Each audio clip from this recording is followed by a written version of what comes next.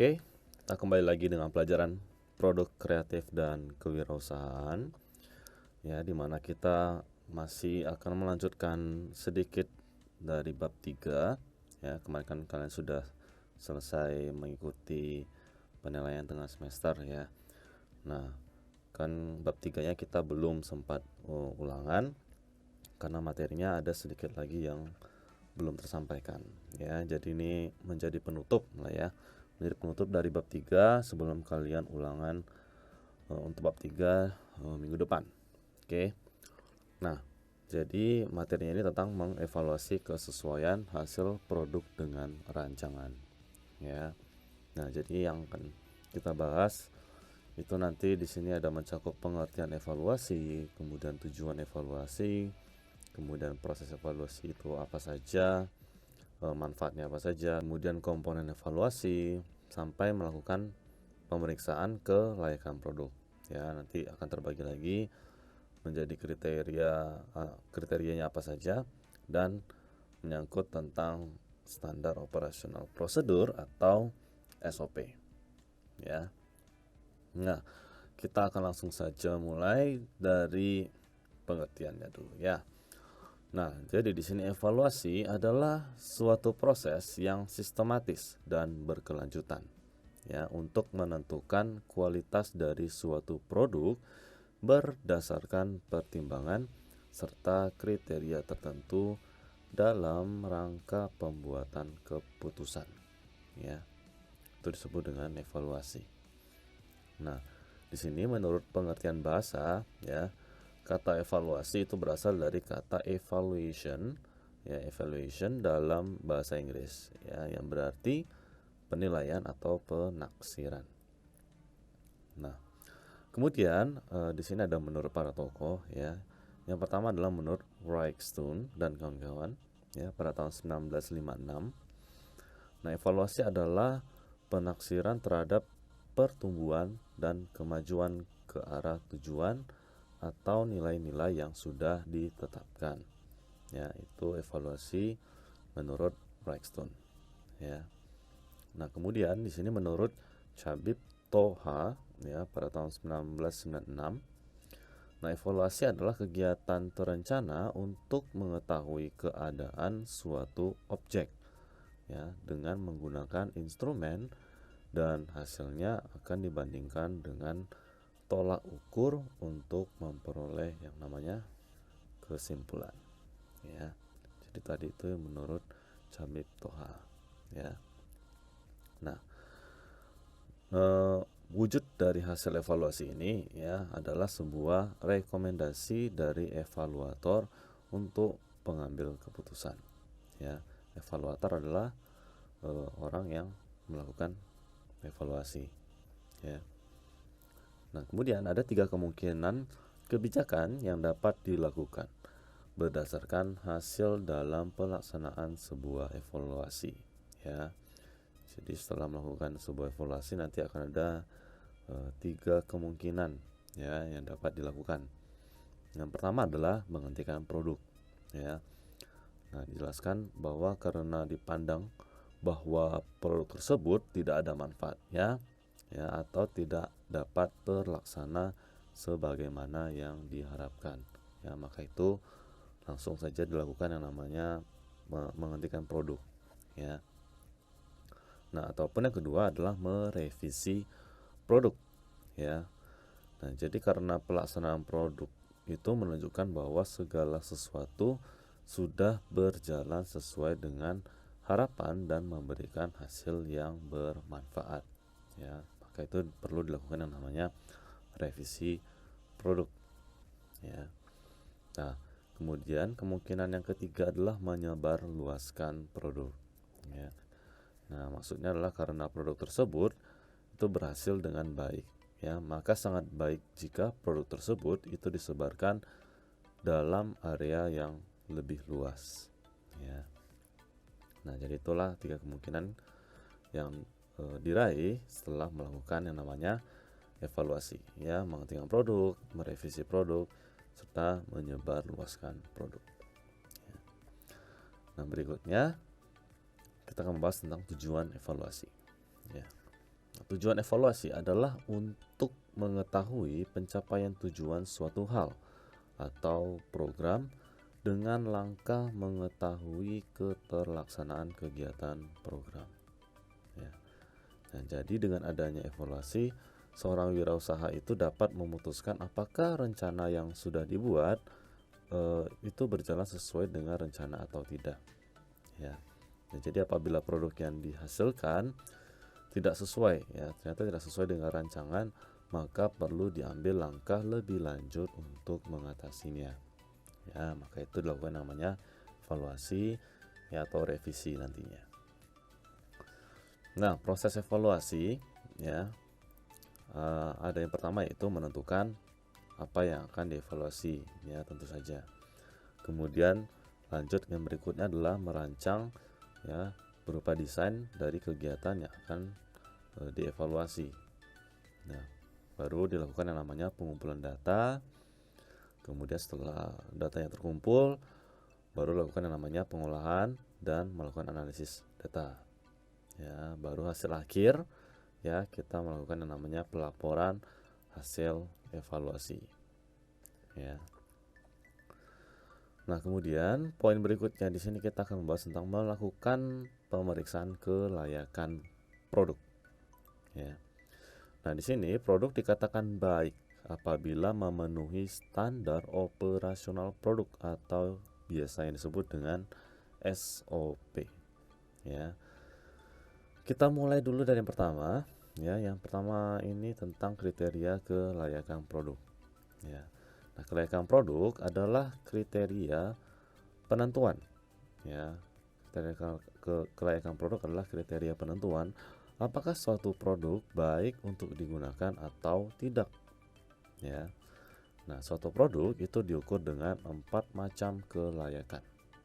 Ya, yang pertama adalah kelayakan teknis. Ya, kelayakan teknis itu mencakup efektivitas dan ketercukupan. Ya. Kemudian yang kedua adalah kelayakan ekonomis dan finansial, itu mencakup biaya dan keuntungan. Nah, kemudian ada kelayakan politis, ya maksudnya di sini adalah perkiraan pengaruh produk itu terhadap berbagai peran atau kekuatan politik di lingkungan masyarakat. Ya, itu maksudnya dari kelayakan politis. Ya, kemudian yang terakhir adalah kelayakan administratif. Ya, di sini maksudnya adalah mengukur apakah produk tersebut dapat diterapkan dalam sistem administrasi pemerintah yang ada. Ya, jadi kelayakan administratif itu menyangkut tentang sistem administrasi dalam pemerintah. Ya. Nah, selain diukur dengan kriteria kelayakan di atas, ya, dengan 4 macam kelayakan tadi, ya, kelayakan teknis, kemudian kelayakan ekonomi dan finansial, kelayakan politis dan kelayakan administratif, ya. Nah, kemudian kelayakan dapat juga itu diukur menggunakan ya kriteria sebagai berikut, ya. Yang pertama adalah maintainability atau maintenance, ya. Tahu ya maintenance adalah melakukan yang namanya perawatan, ya. Jadi di sini produk itu harus dapat dipelihara dan dirawat mengikuti perkembangan zaman. Ya. Kemudian kriteria yang berikutnya adalah dependability, ya. Depend berarti dia harus dapat diandalkan, ya. Harus dapat diandalkan oleh si pengguna. Kemudian ada yang namanya efisiensi, ya. Kriteria yang berikutnya adalah efisiensi. Di sini dia menyangkut masalah ukuran tingkat penggunaan sumber daya, ya, dalam suatu proses. Nah, kemudian ada lagi yang namanya usability. Usability sini maksudnya itu untuk tingkat kualitas, ya, tingkat kualitas dari sistem yang mudah dipelajari, mudah digunakan, dan mendorong pengguna untuk menggunakan sistem tersebut sebagai alat bantu positif, ya, dalam menyelesaikan suatu pekerjaan. Ya. Jadi usability ini sebagai alat bantu, ya, alat bantu yang menentukan tingkat kualitas. Jadi nanti sistem itu akan lebih mudah untuk dipelajari, digunakan, ya. ini dari kriteria usability ya. Nah, kemudian kalau tadi itu kan menyangkut kriteria kelayakan produk. Nah, sekarang kita akan membahas tentang standar operasional prosedur ya. Nah, SOP ya, atau disebut juga dengan standar operasional prosedur, adalah suatu standar ya yang berisi serangkaian prosedur yang harus dilakukan secara kronologis dan sistematis. Ya, kronologis berarti harus saling berkesinambungan gitu ya. Nah, dalam menyelesaikan suatu fungsi tertentu ya, dengan tujuan agar memperoleh hasil kerja paling efektif ya. Nah, dalam pembuatan dan penerapan SOP itu dibutuhkan beberapa yang namanya prinsip ya. Jadi dia harus memenuhi prinsip ya. Yang pertama adalah konsistensi ya. Konsistensi tahu ya. Nah, konsisten itu dari waktu ke waktu ya, oleh siapapun dengan kondisi apapun ya. Kemudian komitmen ya, jadi SOP itu dipenuhi dan dilaksanakan dengan penuh komitmen ya, dengan penuh tanggung jawab ya. Kemudian perbaikan kelanjutan ya, tidak bersifat kaku dan harus terbuka ya, dengan penyempurnaan untuk membentuk prosedur yang lebih efektif dan efisien. Nah, kemudian berikutnya itu prinsip yaitu mengikat ya. SOP itu bersifat mengikat bagi siapapun ya. Jadi dia bersifat mengikat. Nah, fungsi produk itu harus diselesaikan sesuai dengan prosedur yang sudah tertulis dalam SOP ya. Jadi dia harus tunduk ya, mengikuti yang namanya SOP tadi ya. Nah, kemudian ada setiap unsur memiliki peran penting ya. Jika terdapat satu komponen yang tidak melaksanakan perannya dengan baik ya, maka dapat mengganggu fungsi komponen lainnya ya. Jadi setiap unsur itu memiliki peran yang penting. Jadi begitu satu saja komponen ini tidak melaksanakan peran dengan baik ya, maka otomatis akan mengganggu kinerja atau fungsi komponen lainnya. Nah, berikutnya adalah terdokumentasi ya. Jadi dilakukan dokumentasi dengan baik ya, entah itu berupa dokumen, foto ya, semua itu diarsip, kemudian dilakukan bisa dijadikan ya yang namanya referensi atau evaluasi ya. Setelah tadi dia membahas tentang SOP ya, prinsip-prinsip SOP. Oke, lanjut kita membahas tentang komponen evaluasi ya, komponen evaluasi. Nah, di sini membahas tentang model evaluasi CIPP ya, model evaluasi yang terdiri dari 4 komponen evaluasi ya, CIPP tadi ya. Yang pertama adalah konteks, kemudian input, proses, dan produk ya. CIPP, konteks, input, proses, dan produk. Oke, kita bahas dulu dari konteks ya. Cut. Oke, nah evaluasi konteks ya. Evaluasi konteks itu menentukan kebutuhan dan masalah-masalah untuk menetapkan tujuan ya. Evaluasi konteks merupakan need assessment ya. Need assessment ya, kebutuhan pengembangan produk di perusahaan. Nah, sasaran evaluasi mencakup permasalahan yang dihadapi para pembuat produk atau produsen ya, seperti sulitnya mencari pelanggan tetap dan mencari lokasi yang strategis ya. Maka dilakukan yang namanya evaluasi secara konteks ya. Berikutnya evaluasi input ya. Evaluasi input berfokus pada pengumpulan informasi input yang penting ya, seperti pelaksanaan rencana kegiatan, kemudian sumber daya ya, mencakup sumber daya manusia, bahan baku, keuangan ya, kemudian penyediaan sarana, penyediaan biaya efektif ya untuk penyiapan kebutuhan dan pencapaian tujuan, ya. Jadi input itu lebih banyak kepada sumber daya, ya. Nah, kemudian evaluasi proses, ya, atau biasa disebut dengan monitoring. Nah, berkenaan dengan kajian, ya, seberapa jauh pelaksanaan operasional produk yang telah berjalan secara efektif, ya. Menilai pelaksanaan rencana, ya, kemudian membantu pengguna menilai kinerja produk dan membuat penafsiran hasilnya, ya. Jadi monitoring lebih kepada setelah melaksanakan pelaksanaan operasional, ya, nah baru dilakukan yang namanya penilaian. Nah, itu yang dilakukan nanti dalam istilah monitoring, ya, atau proses. Nah, kemudian evaluasi produk, ya, yaitu evaluasi keluaran, ya, atau output, ya.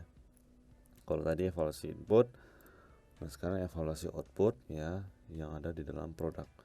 Nah, yaitu mengidentifikasi dan menilai hasil baik jangka pendek dan jangka panjang, ya. Evaluasi keluaran terarah pada hasil langsung atau direct, ya, direct program, ya. Kinerja SDM dan efektivitas produk yang teramati pada akhir implementasi program itu akan dinilai pada tahap ini, ya. Jadi evaluasi produk itu dia termasuk dalam tahap akhir, ya. Jadi setelah dinilai kinerja SDM sama efektivitasnya, baru nanti dapat diaplikasikan atau diimplementasikan ke dalam program, ya. Itu namanya evaluasi produk, ya.